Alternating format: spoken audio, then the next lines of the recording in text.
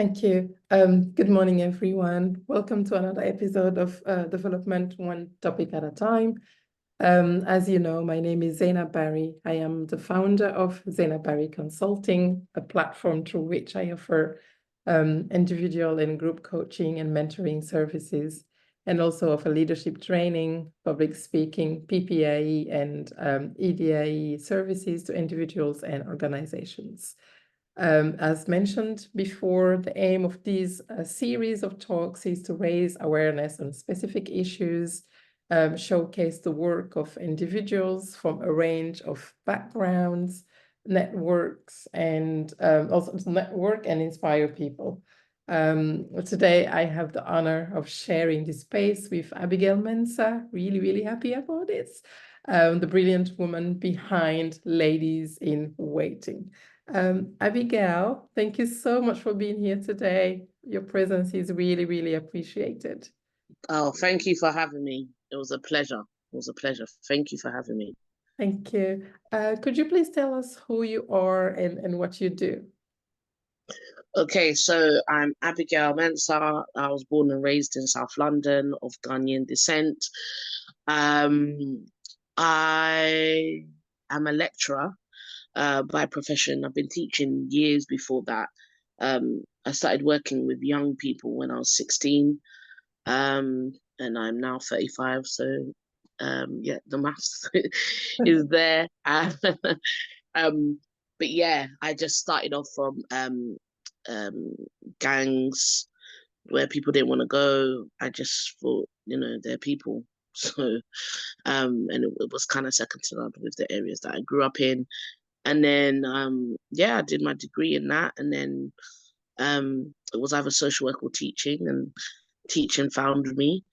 And yeah, from me doing my teaching, that's where I got found. That's where I founded Ladies in Waiting. And it started off with events. And then after it started off with events, then we went international the same year as the pandemic, before it hit in March. So we went international the same March, actually. And then when we came back, we were in lockdown.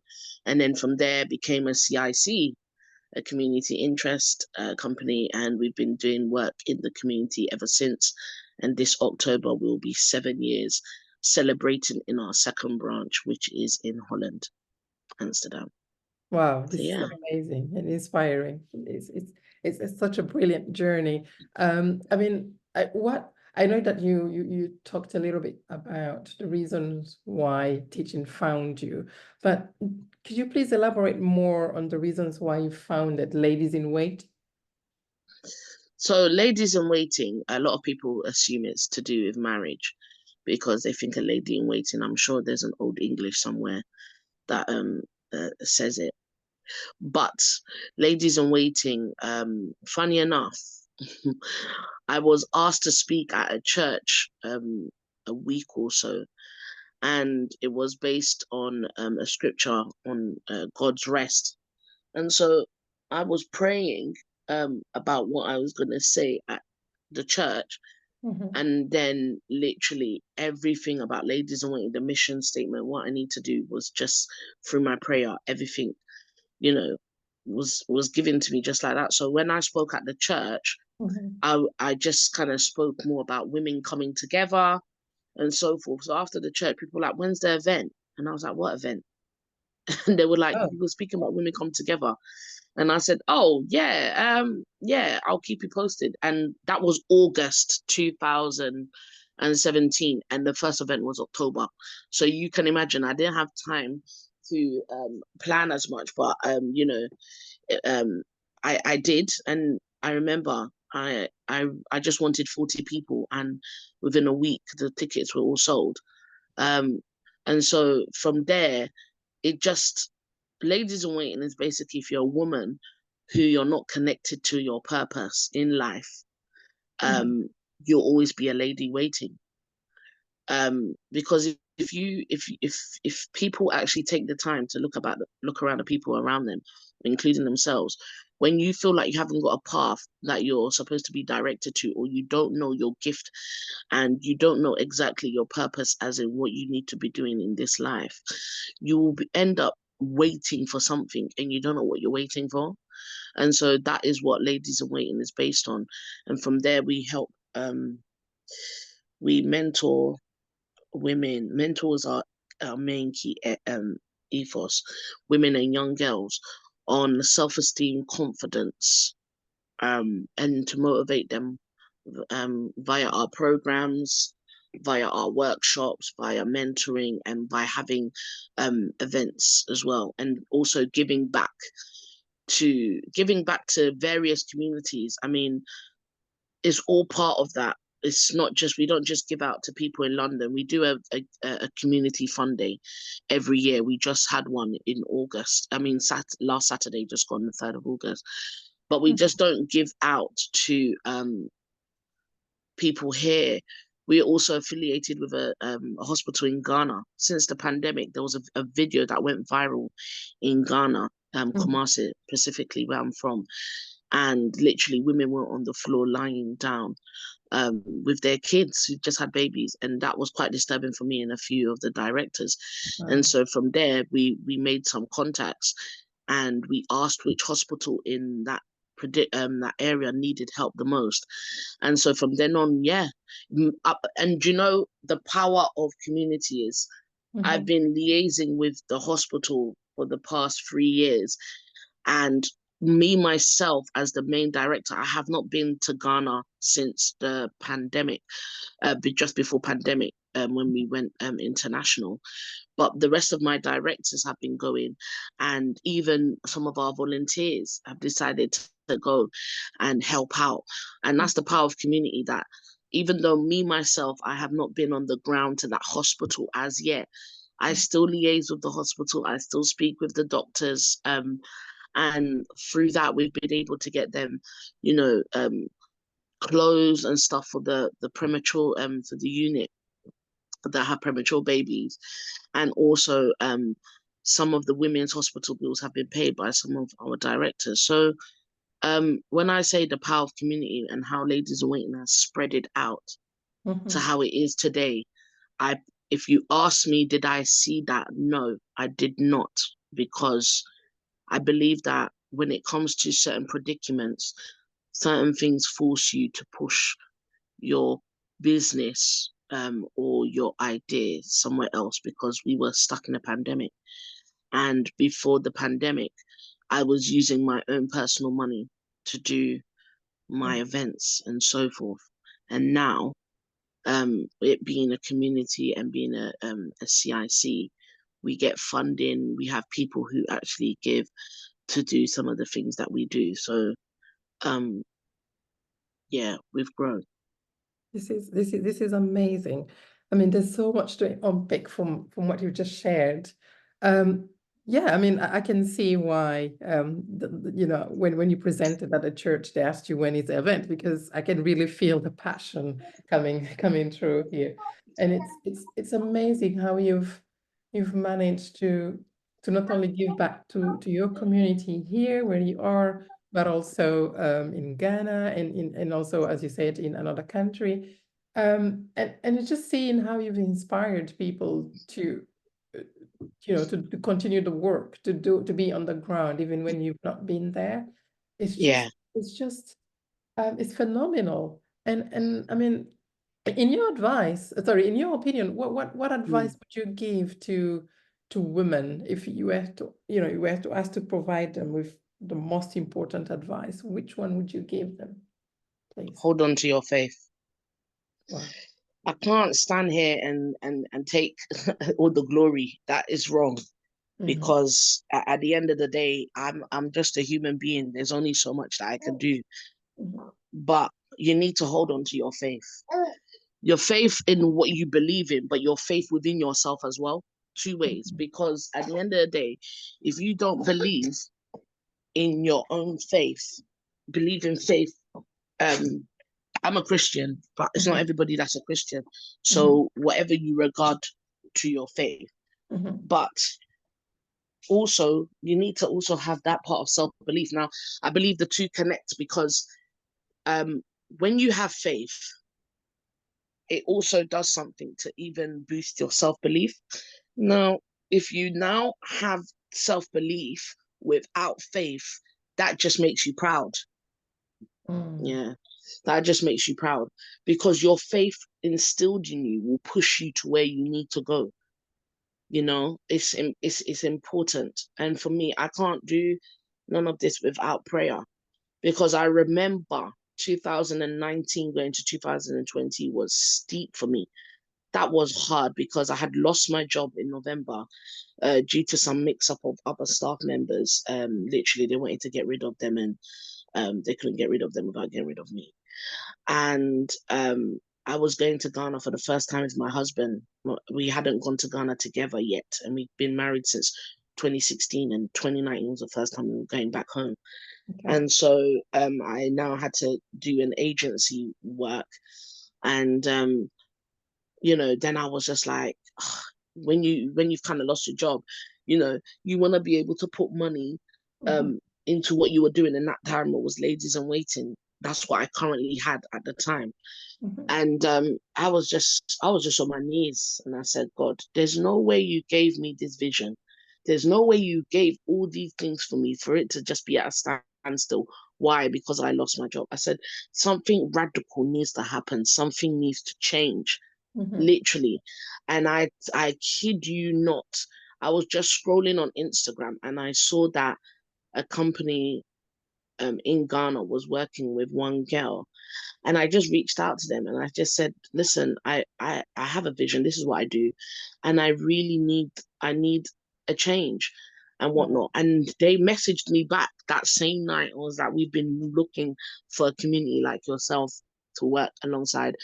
And I kid you not, it was like a dream. I got to Ghana, they welcomed me at the airport. Even my uncle who came to pick me up was like, I didn't know you was a celeb, if so I would have just, you know, bought more drummers or something. I was like, really?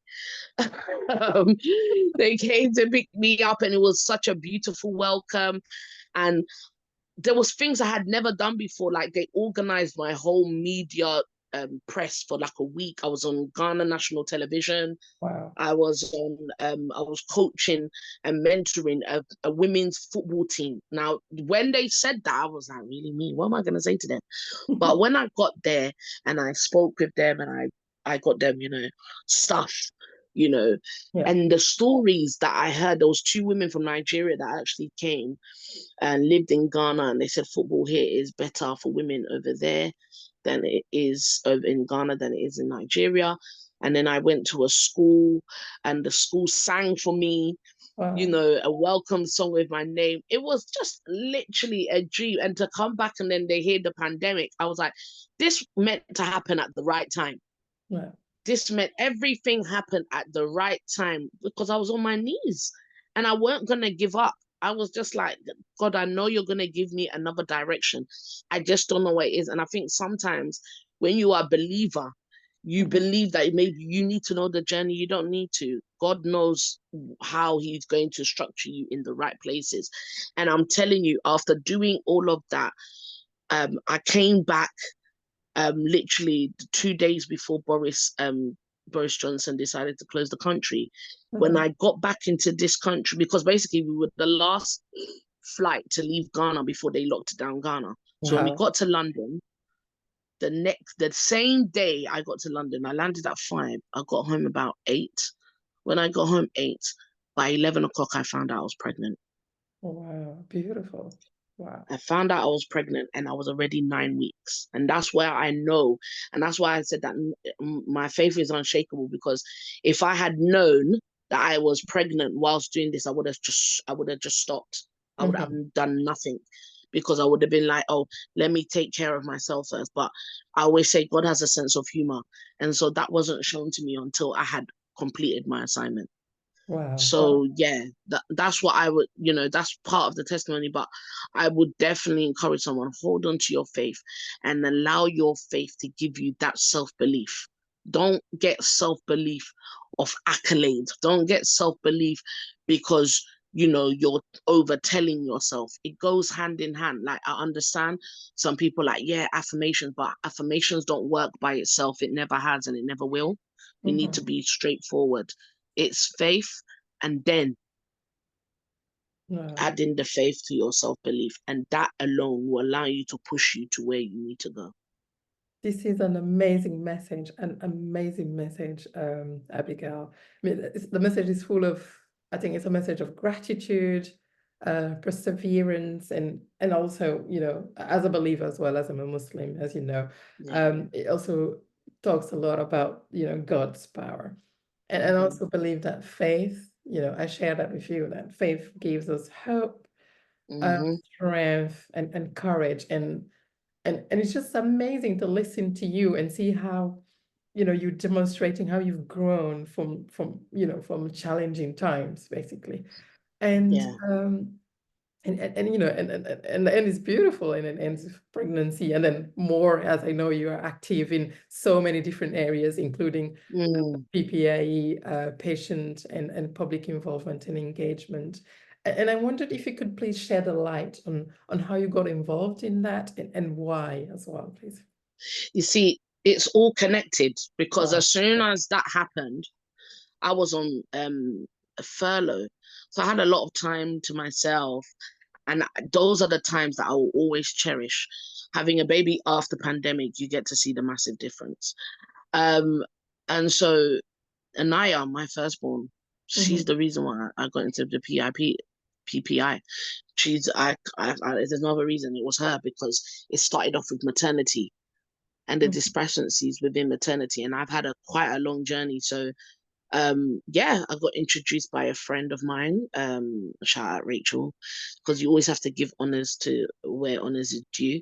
And she said, come on to this, you've got the experience of, you just had a baby. And from there, that was it. I just started growing, and I started choosing my own paths. And then I was like, well, this can go hand in hand with Ladies in Waiting, because I have a community.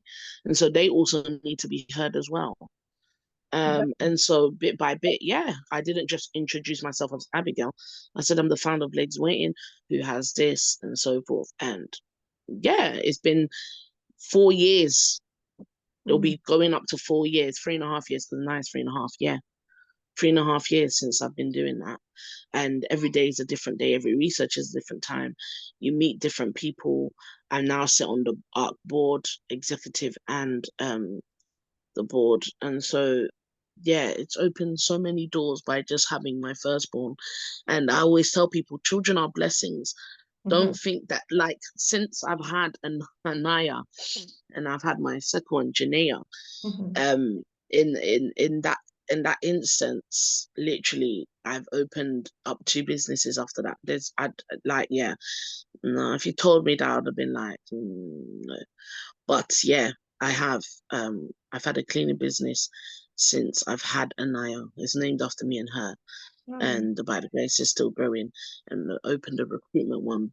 But I've also expanded Ladies in Waiting, as you know, I've expanded to Holland. So is it hard? Yeah, of course. But when you have a passion and when you know you're meant to do it, is there times you might want to be like, oh, can I do this? Yeah. But then you go into your quiet time and you encourage yourself. And you sometimes, it's important that the work that you do, right? And it's good, display your work to yourself. Now, the reason why I say that is because if you are somebody who's creative and you want to put your stuff on a board, manually, fine. If you're somebody who wants to put your stuff on a board, virtually, fine. If you want to put your stuff in a timeline, do that. Put it near your bed, put it in your notebook that you write all your ideas. And sometimes when you're feeling down, look at it and look at the stuff that you've achieved. You need to big yourself up sometimes, because if no one's going to big you up, you got to big up yourself just for you to get back on track, for you to get to where you need to get to, literally. Yeah, I mean, being your own champion, it's literally, you have to be, because you can't wait for people to champion you on. When they see you champion yourself and you're pushing what you need to do, then literally the crowd will get behind you. They have no choice. They will get behind you. I always explain to people that Don't wait. Like I have a few people that have started CICs and they're just waiting on funding. Don't wait on funding. Use your money. Yeah. If you have a passion about something and you want to help somebody and you want to push something, don't just wait on funding. Sometimes do things yourself. Pull in the favors. The people that you've done favors from. And if you're not a people person, then you better be a people person, because at the end of the day, people help people. Yeah. I mean, it doesn't. People help people. As soon as I said I'm having a family day again this year, everyone started making food. I didn't pay for anything. Amazing. You know, so it's about be your own champion at times, so that you don't forget where you came from and you don't forget where you are going. Because sometimes things become overwhelming, and sometimes you're just like, oh, I don't know if I can do this anymore. But it's the case of you're not looking at your own shine. You're not remembering the journey. And sometimes it happens like that. You'll be in the days where you're like, oh, maybe you're having an off-put day. Somebody said something wrong to you or something. Look at the journey of where you came from and where you started. The people that have left, the people that have joined, and the people yet to come. Because the people that have left, they've also taught you an important lesson. Wow, this is such a motivational message, Abigail. Yeah. Yeah. It's you know, it's so important to look at it, and as you said, to just have your vision, believe in your vision, and remember that even if you don't have the funding, you still have the tools, you still have the human connections, you can still do so much more than just sitting with your ideas and not giving them life, basically. So this is really this is such a thought-provoking message again, Abigail. Thank you so much. You're welcome. Yeah, in terms of PPIE, have you encountered any challenges? I know that there are so many benefits, but are there any challenges? I mean, I'm talking about, like if in the audience here, there are people who perhaps want to get involved in PPIE, or maybe, in your coaching, venture with ladies in waiting, have you encountered any challenges? And if so, what have you done to address them? I know that's a big question, but maybe just focus on a topic or two, please. Thank you. I think a challenge that I would say is that sometimes when researchers are coming on, and they're saying like maybe their findings or whatnot, and I think what's always baffled me at the beginning, I think now is becoming a little better. There's still work to do, but a little better. Where at the, it was just like they're finding all these funding. Okay, so who did you talk to? Because in my head, I'm like, I've seen you day in and day out on Zoom, maybe monthly times or quarterly. I didn't see you message me or email me. So which community are you talking to? Because some of the communities, they don't mention, they're getting statistics. And I'm like, you're not naming the community groups that you're working with, meaning you're not working with any community groups. And I think that is what my pet peeve is that maybe sometimes a lot of researchers are not utilizing community groups to their advantage. I always say to people, it's not that hard to get someone like myself. I don't even have a PA yet. So when I do get a PA, well, how are you going to get, do you know what I mean? Yeah. But it's not hard to email me and be like, Abigail, this is what I need. This is what I need help with. I'll pay you for your time, for you to gather certain people. Why wouldn't I do it? But if you've never asked, how would you? Because let's be real, some communities are going to be resistant to research, right? Yeah. And also who's actually going to ask them. So utilize and work hand in hand with the founders of community groups. And if it's not me that can help you, I can direct you to somebody else, because why? We are in the same field. I mean, yeah.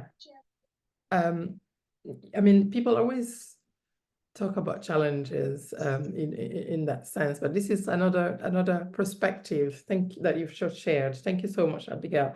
And I think, as you said, it's really important to build a rapport, and just summarizing what you've said, and not just meeting individuals during events or different engagements, but definitely just digging deeper and ensuring that we have that human connection as as you just brilliantly just shared. And I think that's such a valuable message that needs to be out there, and people need to take that into consideration. I mean, yeah, thank you so much. I can't believe we are almost towards the end of this beautiful meeting. I wish we could spend the whole day here, but I know I can hear some people there. Yeah, the kids, like your attention. they've started to wake up now and they're following me around the house. It's so beautiful. So I wouldn't want to take more of your time. So in light of that, do you have any final message to share, please, Abigail? My final message will be continue to keep striving, even if you don't feel like you've reached your goal. And we're in the month of August. Keep pushing, because even at the last day, something can happen. So again, just keep your faith and keep working. There's a scripture, faith without works is dead. So faith and works goes hand in hand. And so just as much as you have your faith, you need to put in the work too. Just as you put in the work, you need faith. It goes hand in hand. So it's something that you need to join and do together. So that would be my last words. Wow, amazing. Once again, as you said, it's that everything is connected. And I love the way you've done that throughout this, exchange, because you talked about perseverance at the beginning, you talked about faith and perseverance, power of perseverance, as I paraphrased it. And now you're also saying, continue to keep striving, and also reiterating the same message. So thank you so much, Abigail. This has been a very powerful message, and I've been very, very honored to have you here and to share this beautiful conversation with you. So thank you so much, and have a lovely day. Thank you so much for having me. Thank you. I look forward to speaking to you soon. Take care. Thank you. Take care. Bye. Bye.